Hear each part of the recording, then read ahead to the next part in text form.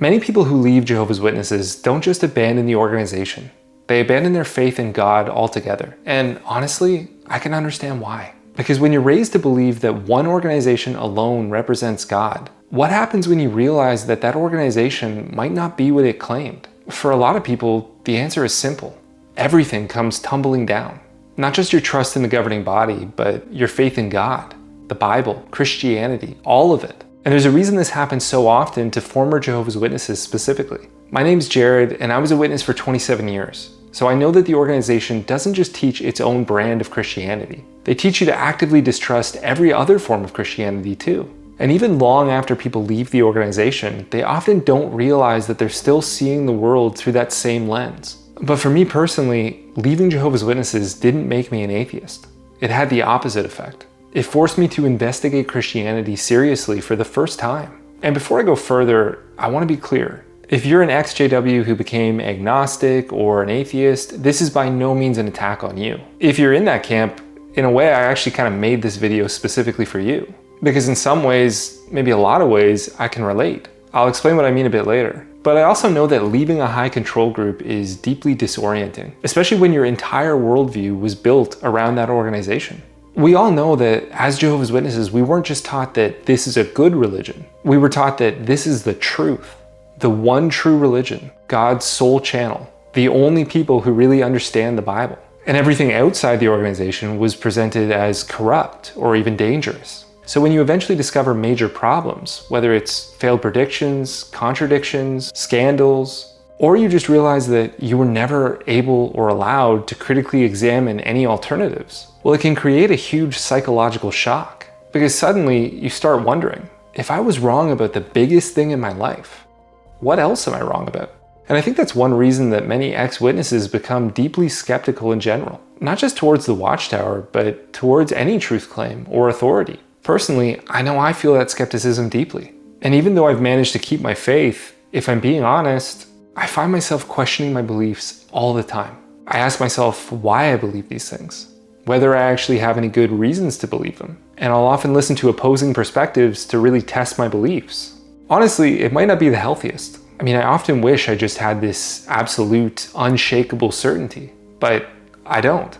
I envy people who seem to have that total certainty. And maybe I've always leaned a little more skeptical, but I think having my whole belief system as a Jehovah's Witness come crashing down around me has made me far more skeptical of just about everything. Because having come out of the organization, I realize now that I took so many things for granted. I remember pioneering, going door to door, and spending 70 hours a month in the ministry. I defended all these beliefs that I just assumed had been thoroughly researched, tested, and proven. But looking back, I was never taught how to actually investigate these truth claims independently. And so I never did. Instead, we were taught who to trust, and that was the organization. And once that trust gets broken, well, it's easy to feel like your entire foundation disappears with it. That's one reason I think many people don't just leave Jehovah's Witnesses. They throw away Christianity as a whole. But when I left the organization, I quickly came to this realization. As witnesses, many of us thought that we had thoroughly examined Christianity. But in reality, we were told an incredibly biased story about Christianity from the Watchtower's perspective. So we never actually took Christianity seriously. We just dismissed it based on what we were told. For example, here's a controversial one. As witnesses, we were taught that the Trinity is obviously pagan and irrational. And if those silly Trinitarians would just read their Bibles, they would know that. And you can think what you want about the Trinity. I'm not making a case for that here. But I don't know about you, I never really stopped to look at what the actual argument for the Trinity was. I just dismissed it. And I did that with just about every distinctly Christian belief. I never studied early Christianity or read the Church Fathers. I never seriously evaluated anyone else's theological positions. My conclusions were formed without ever doing any due diligence of my own. And unfortunately, I think that's true for a lot of witnesses, because the organization does such an effective job of poisoning the well. I mean, we were told all the time that other Christians don't even read their Bibles, that churches were instruments of Satan, and that pastors were basically just inventing complicated doctrines to confuse people. Eventually, as I was waking up, I had to confront the fact that everything I thought I knew about Christianity, it was based on basically just taking the organization's word for it. I outsourced my thinking to the organization. That meant that I was dismissing almost 2,000 years of Christian thought without really ever investigating it for myself. And that realization was a major turning point, because I had to start asking questions like, what did Christians actually believe before Jehovah's Witnesses existed? Not what does the organization say that Christians believed, but what did they actually believe? And asking questions like that really changed everything, because I've always grappled off and on with my faith. And as I began to wake up, I quickly realized why. As a witness, I feel now like I'd been given a poor man's version of Christianity. And I don't mean that in an insulting way, but let's be real. If you're a witness, you can't learn from thousands of years of Christian history and thought. You can't learn from the smartest apologists who are taking on thoughtful atheist criticisms. You're restricted to jw.org. And that only gets you so far. Still, for 27 years as a witness, it never really entered my mind to look anywhere else. I'd been told not to. I'd been told that the world was out to get me, and that one internet search could ensnare me and lead me out of the organization. And I think this is the hidden issue that's underneath all of it. Jehovah's Witnesses create this kind of binary thinking, a false dichotomy. Either the Watchtower is God's organization, or Christianity itself is false. There's no in-between. But the reality, obviously, is that rejecting Jehovah's Witnesses is not the same thing as rejecting Christianity. Those are two completely different things. And just because Jehovah's Witnesses are wrong, it also doesn't automatically make atheism true. A false religious system doesn't disprove the existence of God, and the existence of bad Christians doesn't disprove Christianity. If that logic worked, then we'd have to reject almost every institution that's ever existed. Because lots of truths can be misrepresented or perverted. And ultimately, every institution is made up of people. And people kind of suck. That's just an unavoidable reality. Still, there's a temptation after leaving a group like Jehovah's Witnesses to just burn everything down intellectually. Because if you were hurt by people in the organization, then you don't want to ever get hurt again. And if you were deceived once, you don't want to be deceived again. Those are real feelings, and you don't just flip a switch and get over them. But the truth is, your faith doesn't have to be at either 100% or 0%. It's not all or nothing. Honestly, I don't wake up every day with absolute certainty. Some days my faith feels stronger, some days it feels weaker. And let's be real here. The Christian claims aren't modest claims. The Christian claim is that God became man and died and then came back to life again. That's a big claim. I often think about the Apostle Thomas, who I personally find very relatable. Thomas learned directly from Jesus, followed him through his entire earthly ministry, witnessed all of his miracles firsthand. Still, after the resurrection, when the other apostles told Thomas that they'd seen Jesus, Thomas said, "Unless I see in his hands the print of the nails, and place my finger in the mark of the nails, and place my hand in his side, I will not believe."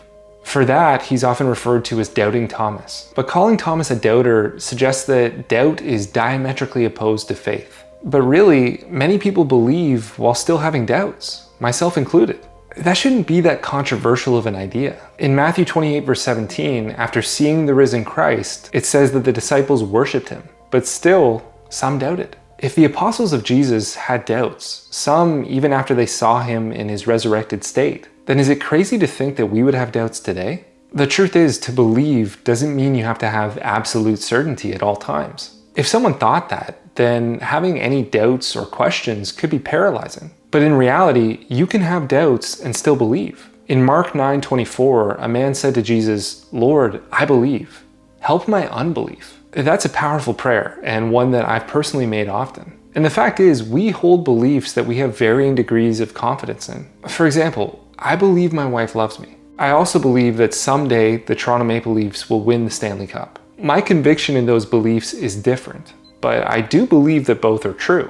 And we shouldn't condemn people for struggling with doubts. Jude 22 says to have mercy on those who doubt. So if you believe or want to believe, but you have doubts, then don't beat yourself up. At the same time, make real efforts to overcome those doubts, if at all possible. Say that prayer. Lord, I believe. Help my unbelief. And don't stop there. Avail yourself of persuasive reasoning and evidence for the existence of God and the Christian faith. If you're familiar with the concept of Pascal's wager, then you know that the upside of belief is infinite, and the downside is limited. But the upside of disbelief is what? To be right that none of this ultimately matters? That after this life, there's nothing? It's not much of a prize. I'd suggest that if you feel you can't definitively prove that God exists, and I don't know if anyone can definitively do that, then ultimately you have to place your bet. Because eventually, even uncertainty forces you to live as though something is true. Personally, I live as though God exists because there are good reasons to believe God is real and that Christianity is true. But even if I can't get to absolute 100% Cartesian certainty, even if it was a 50-50 coin toss, which I don't think it is, but just for argument's sake, if it is, believing God exists and living in accordance with that belief has infinite upside and limited downside. Whereas if you bet that God doesn't exist and you live that way, well, there are consequences to that decision too.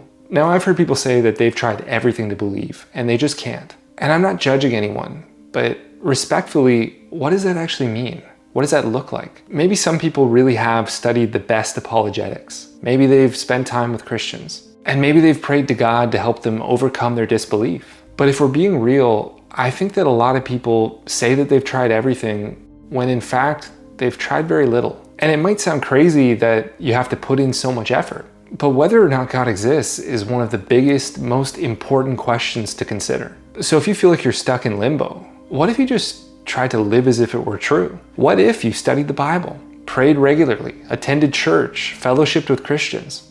What if you did that for the next year? Do you think there's a chance that you would believe? What do you think your life would look like? Do you think you'd be a worse person or a better person? At the very least, it's worth thinking about. Now, another thing I find myself asking when I have my own moments of doubt is, what kind of world do I actually believe I'm living in? One where meaning, morality, beauty, sacrifice, and love are ultimately real? Or one where they're accidental byproducts of a meaningless universe? I believe that we live in a moral, beautiful world, even if it doesn't always look that way. And that's the world I want to live in. Does that make Christianity true? No. But there are intellectually satisfying reasons to believe that God exists and Christianity is true. And that's a whole other conversation. The point is, if you are a Jehovah's Witness and you find yourself taking a position of agnosticism or atheism, you probably have a lot of reasons for feeling that way. And I'm not dismissing any of them. But don't confuse belief in Jehovah's Witnesses with belief in God. Don't just throw the baby out with the bathwater. Just because you realize that the Watchtower organization's theology didn't hold up, it doesn't mean that there's no good reason to believe in God. If God is real and Christianity is true, then he will try to reach you. If you feel that tug and you find yourself curious, then see where it goes. You'll still have intellectual objections to grapple with. I still have those. But you might find that the Christian idea of God is a lot more plausible than you may have thought. You might just find yourself with a faith that you never truly had as a Jehovah's Witness. My name's Jared, this is Exiles and Pilgrims, and as always, thanks for watching and God bless.